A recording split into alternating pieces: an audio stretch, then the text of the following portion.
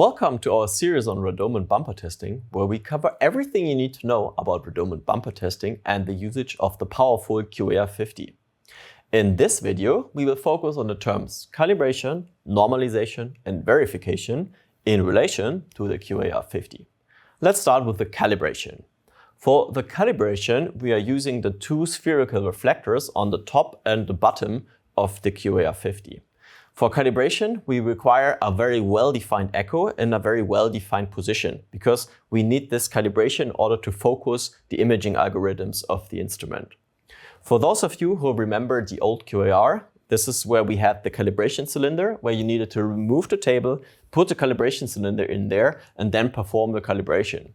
For the QAR50, this is actually no longer necessary. The only thing you need to remove is the holder for the verification plates and for the normalization plates.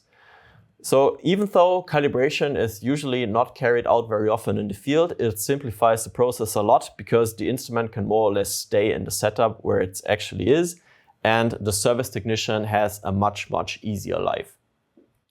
So since calibration is not required very often, what is required a bit more often is the normalization.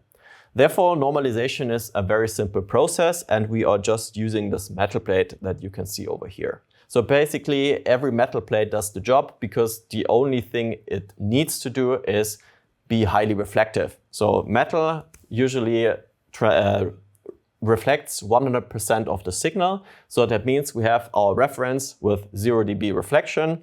And in order to normalize 0 dB transmission, we just put the metal plate out and perform a through measurement with only air in between. So these are the two measurements we require for normalization. And what's the red plate for that you're also seeing on the table? The red plate is for verification. So it has 4 values on it. So one value for the transmission loss in band number 1, another value transmission loss band number 2, reflection band number 1, and reflection band number 2. So the values that are printed on the plates, they come from our experts in Memmingen and in Munich, and they are accredited. So that means the verification that you can perform with the QAR50 is accredited and traceable. So the results have absolute precision, which is an outstanding performance of the instrument. Therefore, there's also a respective video on the verification and on the accuracy and the traceability of the plates and how we are performing the accredited calibration in our plant in Memmingen.